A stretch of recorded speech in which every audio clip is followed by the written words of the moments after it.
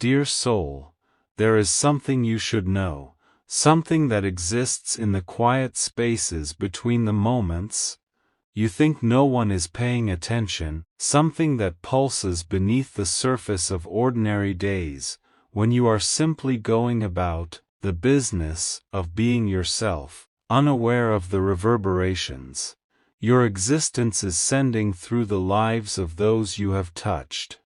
It is time to step out of the periphery of your own life. It is time to stop standing at the edge of your own story and witness with full clarity and open eyes the way your presence is being woven into the narratives of others, not as a footnote, not as a supporting character, but as the central animating force that has caused an entire inner world to shift on its axis.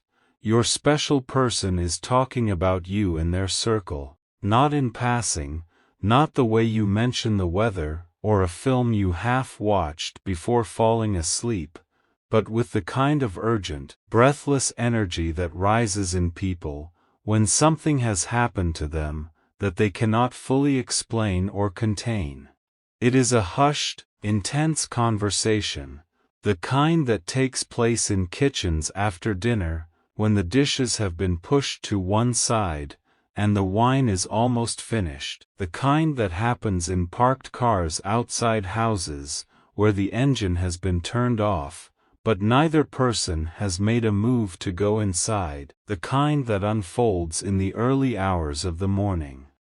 Through text messages that grow longer, and more tangled with every exchange, it is the conversation of someone who has been profoundly shaken by an encounter they were not prepared for, someone who walked into an ordinary Tuesday and found themselves standing face to face with something that rearranged the furniture of their entire interior landscape without asking permission. They are saying things about you that you would not believe if you heard them, things that would make the version of you who doubts your own significance fall completely silent. They are saying that compared to their ex, you are a dangerous gamble. They are terrified of winning. They are saying that you are the storm that threatens to tear down everything they built. And as those words leave their mouth, their hands move, their voice changes register, and the people listening to them lean in without realizing they are doing it, because what is being described is not a simple romantic complication. It is an encounter with something elemental, something that does not fit inside the usual vocabulary of love and attraction and longing. To understand the full weight of what is happening in that room, in that circle, in that hushed and breathless conversation, you have to understand who this person was before you arrived. You have to go back and stand inside the architecture of the life they constructed, piece by careful piece, over the years that preceded you. Because what you walked into was not just a life. It was a monument to a particular philosophy of survival, a carefully engineered system designed to keep pain at a manageable distance, to keep joy at a level that would never become so intense it could shatter something if it suddenly disappeared. For years, they lived in the safe, structured architecture of a life designed for survival, not for living, for surviving. There is a profound difference between those two things, and they had long since stopped noticing it. Survival is the art of keeping yourself intact at all costs, of making choices not based on what you truly want, but based on what you believe you can bear to lose. It is the philosophy of the person who has been hurt badly enough to decide, somewhere deep and often unconscious, that the safest bet is to never again put everything on the table. It is the quiet tragedy of someone who has mistaken the absence of pain for the presence of peace. Their ex represented the foundation of that structure, not because the ex was a bad person, This is not a story about villainy or cruelty or dramatic betrayal. It is something quieter, and in many ways more insidious than that. The X was predictable, sturdy. Perhaps a little cold in the way that things become cold. When warmth is never deliberately generated, when two people stop tending to the fire between them, and eventually forget there was ever a fire to tend. The relationship was reliable in the way that a room with no windows is reliable. Nothing ever gets in to disturb you, but then again, nothing ever gets in. It was a life built on compromise, on low expectations carefully disguised as maturity, on the comfortable stagnation of two people who had stopped growing, but were too deeply entrenched in the structure of their shared existence to acknowledge it, let alone to leave. They had built something together, your person and their ex. Not love exactly, not in the full, terrifying, expansive sense of that word, but a facsimile of love that was good enough to live inside, if you didn't look too closely at the walls. They had built a sanctuary of sameness, a fortress where nothing ever changed, because change had been tacitly agreed upon as the enemy. Where nothing was ever truly felt at volume, because volume had been tacitly agreed upon as dangerous. They had settled into a rhythm that mistook repetition for stability, that mistook the absence of conflict for the presence of connection, that mistook two people occupying the same space for two people genuinely choosing each other every morning, with full awareness of what that choice means. It was a life, and it functioned, and from the outside, it probably looked like enough. Maybe it even looked like happiness to people who didn't know what happiness actually felt like when it was operating at full capacity. And your special person had become so accustomed to the temperature of that existence, so acclimated to its particular brand of muted, manageable, tastefully dim, emotional weather, that they had stopped questioning whether it was what they actually wanted, stopped asking whether there was something else available to them, stopped listening to the small persistent voice that sometimes whispered, in the dark, that this was not, could not possibly be, all there was. Then you arrived, and nothing about the arrival was dramatic in the cinematic sense. You didn't crash through the door with a declaration or stage some grand romantic intervention. You simply appeared, the way significant things always appear, which is to say quietly, and without announcement, wrapped in the ordinary packaging of just another person, in just another moment. But something happened when you appeared. Something in the room changed, something in the air changed, and your special person, who had spent years carefully calibrating their internal environment to maintain a specific, manageable temperature, suddenly found themselves in the presence of something that operated by entirely different rules. To them, you are not just another person.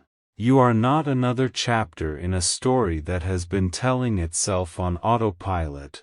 You are the catalyst for an inevitable ruin, and they mean that word with the full complexity it deserves. Ruin not as destruction for its own sake, but as the necessary dissolution of what has outlived its purpose. When they speak of you, their voice carries a tremor of fear that is almost indistinguishable from excitement, because fear and excitement are, at their core, the same physiological experience dressed in different emotional clothing. The tremor is there, because they have realized something that cannot be unrealized, something that has changed the nature of all the choices that lie ahead of them. They realize that to truly embrace what you offer is to risk the collapse of the fragile status quo they have spent years perfecting. This is not a small realization. This is not the kind of thing you absorb, and then go back to your regular life unchanged. To understand that a genuine choice exists, that there is a door in the wall of your carefully constructed existence, and that door is standing open, and on the other side of it is a life that actually requires you to show up in full, is to understand that you can never again pretend the door isn't there. You can choose not to walk through it, but you know it exists. And knowing changes everything. They see in you a depth of emotion and a raw authenticity that makes their past relationships look like play acting. This is perhaps the most disorienting part of encountering someone like you. The way your realness functions as a mirror, the way your refusal to perform or diminish, or edit yourself for the comfort of others, throws into sharp relief the degree to which they have been doing all of those things, for as long as they can remember. You are not trying to hold up a mirror. You are simply being yourself. But the mirror appears anyway, because that is what genuine authenticity does, in the presence of someone who has been living inauthentically. It illuminates, without mercy, and without malice, the gap between who they are and who they were meant to be. You are the dangerous gamble because you offer something that cannot be controlled or contained. In a life that has been organized around the principle of control, around keeping emotions manageable, around keeping risk at acceptable levels, around keeping the unpredictable at bay, through the sheer force of structure and routine and carefully maintained walls. You represent the thing that control cannot account for. You represent the spontaneous, the genuine, the alive, and the part of them that has been dying slowly inside all that careful management recognizes you immediately, with a recognition that bypasses the rational mind entirely, and goes straight to something older and deeper, and far less interested in self-protection. You offer a vulnerability that requires them to lay down their armor, a terrifying prospect for someone who has spent a lifetime being guarded. Not because they are weak, but because they have been hurt, and because they learned somewhere along the way that the armor was necessary, that without it, the hurt would come again, and this time might be unsurvivable. The armor became their identity. The walls became the self, and you are standing in front of them, not demanding that they take the walls down, not even asking, simply existing in a way that makes the walls feel for the first time, like a prison rather than a refuge. That is a terrifying thing to feel. That is the kind of thing that sends a person to their closest friends at midnight to talk through what has happened to them. Because they cannot hold it alone, because they need witnesses to their own unraveling. They are terrified of winning because they know that if they actually win your heart, if they allow themselves to reach for what you represent, and find that it is real, that it is available to them, that you are actually there, the life they currently inhabit will cease to exist. They see you as the storm that threatens to tear down everything they built, the structures of their old life, the rigid schedules that created the illusion of purpose, the emotional walls that created the illusion of safety, the carefully curated public image that created the illusion of contentment, cannot survive the intensity of the connection you represent. They are not flimsy structures. These things they have built, they are the result of years of effort, and intention, and self-discipline. But you are something that those structures were never designed to withstand, and your person knows it, and that knowledge is both the most frightening, and the most secretly thrilling thing they have ever encountered. They know that you are not a visitor in their world. Visitors are manageable. Visitors arrive, they affect the atmosphere temporarily, and then they leave, and the room goes back to the way it was before. You are not that. You are a force of nature that demands total reconstruction. Not renovation, reconstruction. Not the gentle updating of a few rooms while keeping the fundamental architecture intact, but the kind of change that begins at the foundation and works its way up, the kind of change that requires a person to ask questions about themselves that they have been successfully avoiding for years, possibly for their entire adult life. Who am I when I am not performing safety? What do I actually want when I stop filtering my desires through the question of what is sustainable? What does it feel like to be completely, dangerously, irreversibly present in my own life? They are paralyzed by the realization that their ex was a comfort, but you are a challenge. This is not a small distinction, and it is not a simple one, because comfort is not nothing. Comfort is real. Comfort is the warm familiar weight of someone whose rhythms you know, whose silences you can read, whose presence requires nothing of you that you haven't already figured out how to give. Comfort is the ability to be in a relationship on autopilot, and there is a version of peace in that, a version of peace that your person had convinced themselves was as good as it gets, that had allowed them to stop reaching for anything more. The X was a quiet room, and quiet rooms have their own kind of beauty.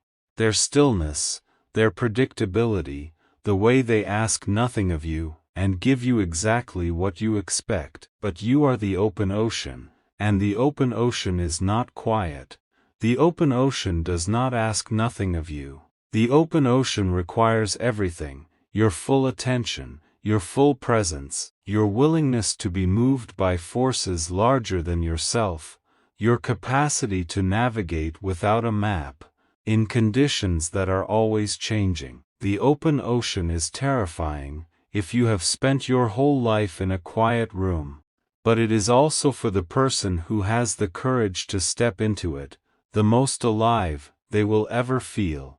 It is the difference between existing and living. And your person is standing on the shore, having the most important conversation they have ever had with themselves, about which one they are willing to choose. They spend hours in these circles discussing you, dissecting the way you make them feel, trying to reconcile the safety they cling to with the magnetic pull of what you represent. The conversations go in circles, because the question at the center of them does not have an easy answer, and because the two forces pulling at them, the pull toward security and the pull toward authenticity, are both real and both powerful and both have legitimate claims on their attention. The friends who listen are doing their best, offering their perspectives, reflecting back what they see, but even they can sense that this is not a problem that can be solved by outside counsel. This is a reckoning that belongs entirely to your person, a conversation they are having with the deepest, most honest part of themselves, and the friends in the circle are simply the witnesses to it. They are terrified because they know deep down that the everything they built was never really a home. It was a cage. A comfortable cage, a well-appointed cage, a cage they had furnished with such care and such skill that it was easy to mistake it for a life of their choosing, but a cage nonetheless, and you are the one holding the key, threatening to set them free into a world where they might finally feel something real. Where joy is joy at full volume and grief is grief without the muffling effect of emotional distance. Where love is not a managed transaction, but a complete surrender to something that cannot be predicted, or controlled, or kept at a safe and manageable temperature. You are threatening them with their own freedom, and freedom, for someone who has been confined for long enough, is the most frightening thing imaginable. This is the profound beauty, and the profound difficulty of your presence in their life. You don't need to do anything to exert this pressure. You are not applying force. You are not making demands or issuing ultimatums, or trying to pull them anywhere. You simply exist, and your existence, your refusal to be anything other than exactly what you are, your comfort with depth and intensity and honest emotion, your willingness to be fully present in your own life, acts as a spotlight, revealing the cracks in their foundation, not through criticism or confrontation, but through contrast. The cracks were always there. They simply didn't notice them until the light changed. They discuss you with a mix of reverence and resentment, and both of those responses make complete and perfect sense. The reverence is for what you represent, the possibility of a life that is truly, fully inhabited, a love that requires you to show up in your entirety, rather than in the edited, manageable version of yourself that you have been presenting to the world. The resentment is for the disruption, for the fact that you arrived, and made it impossible to unknow what you have made them know, for the fact that the quiet room is no longer quiet, now that they have heard what the open ocean sounds like. They did not ask to be awakened. They did not sign up for this particular education, and yet here you are, and here they are, and the world looks entirely different than it did before. They are angry at you for disrupting their peace, yet they are deeply, desperately addicted to the turmoil. The turmoil is not comfortable, it is not supposed to be, but it is alive in a way that their life was not alive before, and part of them, the truest and most essential part, has been starving for this aliveness for so long, that even the discomfort of it feels like nourishment. They are fighting themselves, they are simultaneously reaching toward you, and pulling back from you, simultaneously longing for what you represent, and trying to talk themselves out of it, simultaneously trusting the part of them that recognizes you as something real and important, and listening to the part of them that is terrified of what real and important will cost. You have shown them that life can be more than just survival. It can be a confrontation with the truth of one's own desires, and this is perhaps the most radical gift one human being can offer another, because the truth of one's own desires is something most people spend their entire lives successfully avoiding. The truth of your own desires requires you to take full responsibility for your own life, to stop blaming circumstances and history and other people for the shape your existence has taken, to acknowledge that you have choices, that you always had choices, and that the choices you made led you here, to this quiet room, to this fortress of sameness, to this life that is safe and sufficient, and profoundly, heartbreakingly small. When they compare you to the X, they are not weighing up personalities or compatibility metrics or lists of qualities. They are comparing the possibility of a future versus the security of the past, and those are not equivalent things, cannot be evaluated on the same scale, because they belong to entirely different categories of human experience. The X was a choice of safety, you are a choice of destiny, and destiny by its very nature cannot be made safe. Destiny is what happens when you stop trying to protect yourself from your own life, and start actually living it. When you stop making decisions based on what you can afford to lose and start making them based on what you cannot afford to miss, they are looking at the potential of what exists between you and seeing a world where their old life is dismantled, board by board, brick by brick, with care, and with grief, and with the particular kind of tenderness that you can only feel for something you are letting go of. precisely because you have finally understood that holding on to it is the thing that has been holding you back. They see the storm coming, and for the first time in their carefully managed life, they are not entirely sure that they want to build a roof to hide under. For the first time, there is a voice in them, quiet but persistent, growing louder by the day, that wonders what it might feel like to step out into the rain and be washed clean. To surrender, to stop managing and start feeling, to trade security for something that cannot be named, but can be felt in the chest like a second heartbeat. Understand the power you hold, dear soul, but understand it correctly. Not as dominance, not as manipulation, not as something to be wielded or leveraged, but as the natural power of a person who has done the work of becoming themselves, who has chosen authenticity over performance, depth over surface, the terrifying fullness of genuine feeling over the manageable emptiness of emotional safety. That is what you carry, that is what walks into the room with you. What sits across from them, at the table? What makes them lose the thread of what they were saying in the middle of a sentence? It is not your appearance or your charm or any particular thing you do. It is the simple, radical, revolutionary fact of your wholeness. And wholeness, in a world full of people who have learned to fragment themselves for the comfort of others, is the most magnetic and the most dangerous thing there is. You have become the defining event of their internal world, not a chapter, an event.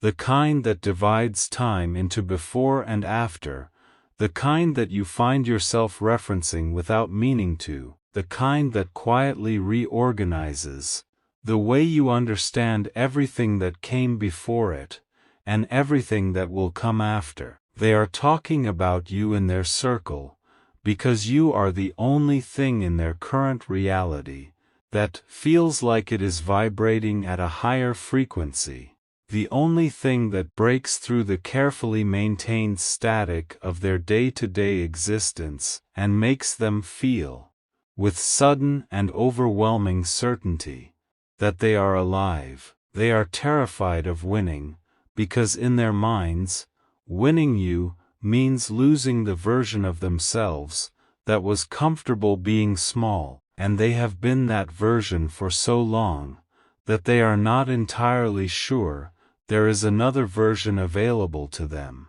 They are not entirely sure they know how to be big. They are not sure they remember how to want things without immediately calculating what the wanting will cost them.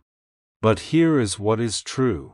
And here is what they are beginning, slowly, reluctantly, irresistibly, to understand. The version of themselves that was comfortable being small was never the real version. It was the version produced by fear, shaped by old pain, sustained by the accumulated habits of a person who decided somewhere along the way that survival was the best they could hope for. The real version, the one that stirs when they think of you, the one that leans toward you, even when the rational mind is constructing arguments for retreat, the one that knows the difference between a quiet room and the open ocean, and is sick to death of the quiet room. That version has been there all along, waiting. You did not create it, you simply made it impossible to keep ignoring. Do not pity them in their fear and their confusion, and their endless circling conversations.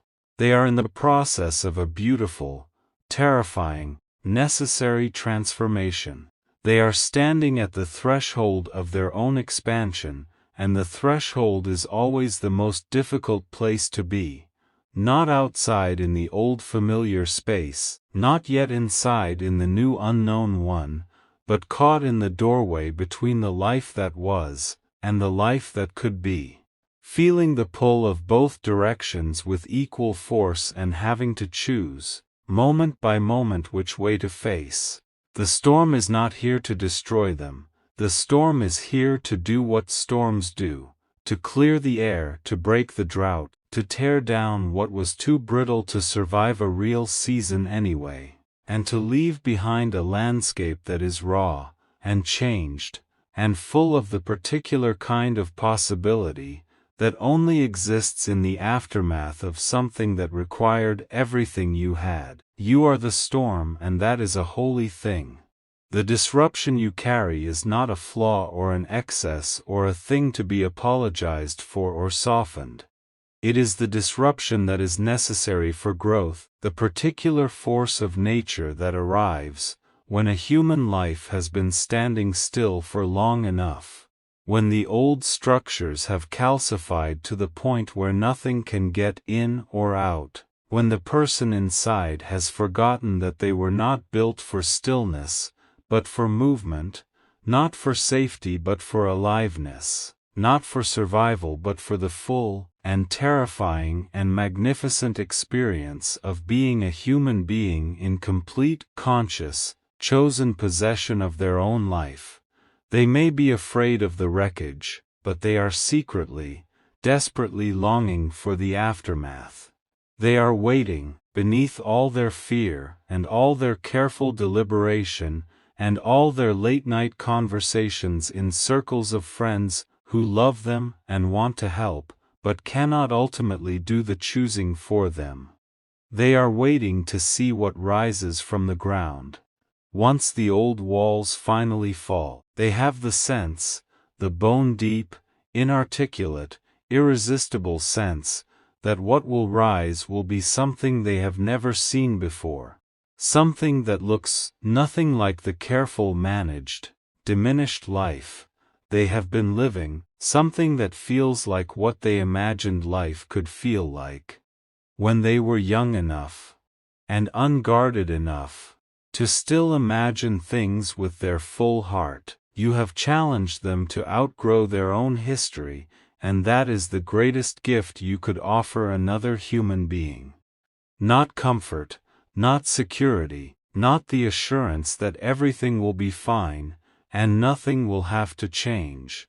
Those are the gifts of a quiet room, and they have had enough of quiet rooms. You have offered them the challenge of becoming, the invitation to grow past the edges of the person they settled for being, the possibility of a love that does not shrink them, but expands them, that does not ask them to be manageable, but asks them to be true, that does not want the edited version of them, but the whole and complicated and fully realized version that has been waiting inside the fortress, for someone to make it feel safe enough to come out. The conversation in their circle will continue for a while longer. The fear will persist, and the back and forth will persist, and the long messages in the early hours, and the kitchen table conversations, and the parked car reckoning. All of it will continue, because this is not the kind of thing that resolves quickly or cleanly, or without considerable internal upheaval. Real transformation rarely does. It is not a decision made once and then finished. It is a decision made again and again, every day, in the face of everything that makes retreating feel easier than advancing. They will wrestle with this. They will doubt themselves and second-guess themselves, and wonder if they are being foolish or brave, or both at once, which is most likely the accurate answer. But the truth is already rooted in their heart, planted so deeply now that it cannot be removed, cannot be rationalized away, or argued into silence, or buried under the familiar comforts of the old life. They know it. In the quiet moments, beneath the noise of all their deliberation, they know it with the part of themselves that does not deal in arguments or calculations or cost-benefit analyses. They know it with the part that simply feels, the part that has been waiting for exactly this, part that recognized you, the moment you arrived, as the thing that changes everything. They know that compared to everything they thought they needed, you are the only thing that actually matters. not because you are perfect, or because what exists between you is without complication, or because the road ahead of them is anything other than uncertain and demanding, and requiring of a courage they are not yet sure they possess in sufficient quantities, but because you are real, because what you offer is real, because the aliveness they feel when they are in your orbit, or even just in the thought of you, is more real than anything they felt in years of careful managed, comfortable existing, and they are beginning to understand, slowly and reluctantly, and with their whole trembling heart, that real is worth the gamble, that real is worth the risk, that the terrifying possibility of winning your heart, of stepping fully into the storm, and letting it change them completely, is worth infinitely more than the certainty of never feeling anything, at this volume, ever again. They are gambling with their own evolution, dears.